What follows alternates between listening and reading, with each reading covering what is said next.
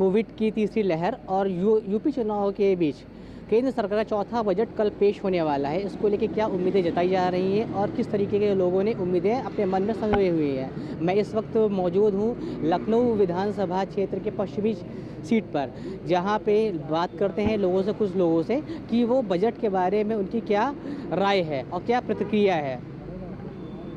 Sir, जो कल केंद्र सरकार का चौथा बजट पास होने वाला है, इसको लेकर क्या उम्मीदें हैं, कैसा बजट होना चाहिए? केंद्र सरकार का जो बजट आ रहा है उससे मध्यम वर्गीय लोग ज़्यादा आशा लगाए रखते हैं और लगाना भी चाहिए, क्योंकि इस महंगाई के युग में मध्यम वर्गीय ही ज़्यादा पिसता है। तो उसका जो आय कर का दायरा है उसको बढ़ाना चाहिए। दूसरे जो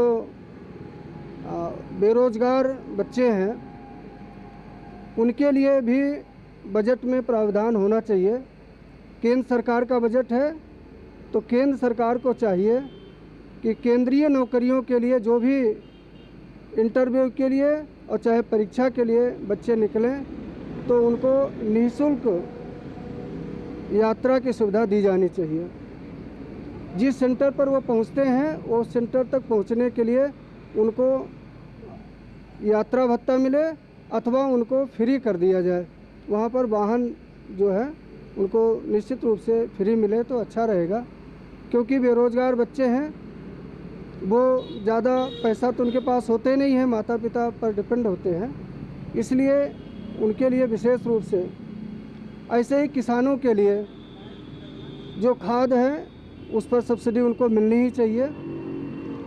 बाकी जो उनको साधन अपना करके और वहाँ तक अपना अनाज मंडी तक पहुँचाने का विधान सरकार ने रखा है।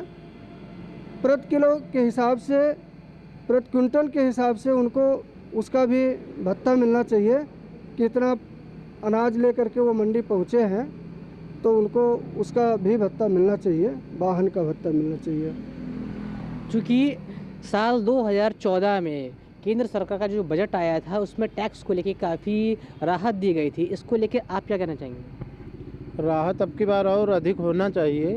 जो पिछला राहत दी थी वो भी ठीक था, लेकिन इस बार राहत और अधिक होनी चाहिए, जिससे कि मध्यम वर्ग या मीडियम वर्ग के लोग जो हैं उसको राहत महसूस कर सकें। क्या आप ये मानते हैं कि जो बजट इस बार पेश हो रहा है तो क्या यूपी चुनाव के लिए क्या वो एक हथियार साबित होगा? नहीं, वो तो हथियार साबित होगा। यूपी चुनाव को ध्यान में रखकर ही बजट पेश किया जाएगा और इसमें सहूलियत तो दी जाएगी। ये मान के अनुमान लगाया जा रहा है कि चुनाव का तो ध्यान में रहेगा ही। तो हाँ, शिक्षा के क्षेत्र में अगर बात की जाए तो कई लोग हैं जो आज भी शिक्षा को लेके चाहते हैं कि शिक्षा को की गुणवत्ता को बढ़ाई जाए। इसमें बात करते हैं बजट को लेके, शिक्षा में क्या क्या उसको संशोधन किया जाना चाहिए इस बजट को लेके। शिक्षकों के दृष्टि से तो सरकारी शिक्षकों को तो वेतन मिलता रहा है, चाहे केंद्र सरकार में हो चाहे राज्य सरकार में, लेकिन इस कोरोना काल में सबसे ज़्यादा जो मार पड़ी है वो प्राइवेट सेक्टर के टीचरों पर पड़ी है। यहाँ तक कि उनको मजदूरी करने तक के लिए बाध्य होना पड़ा है परिवार को चलाने के लिए। तो केंद्र सरकार को भी ये ध्यान देना चाहिए कि जितने शिक्षक उनके केंद्र सरकार और राज्य सरकार में कार्य कर रहे हैं उससे कहीं अधिक शिक्षक प्राइवेट सेक्टर में कार्य कर रहे हैं। इस बात को लेकर के कि टीचरों को कोई सहयोग नहीं किया गया है, इससे अध्यापकों के मन में मलाल है। इस बजट में उस मलाल को दूर करने का प्रयास केंद्र सरकार को करना चाहिए। जिस तरीके से हमने कहा कि आम पब्लिक बजट को लेके किस तरीके से क्या क्या उम्मीद सजाए हुए बैठी है, ऐसे में ये तो वक्त ही बता पाएगा कि केंद्र सरकार ने अपने पिटारे में जनता की सहूलत के लिए क्या खुद रखा है। कैमरामैन अनुराग के साथ विनय कुमार शुक्ला, डेली इंसाइडर, लखनऊ।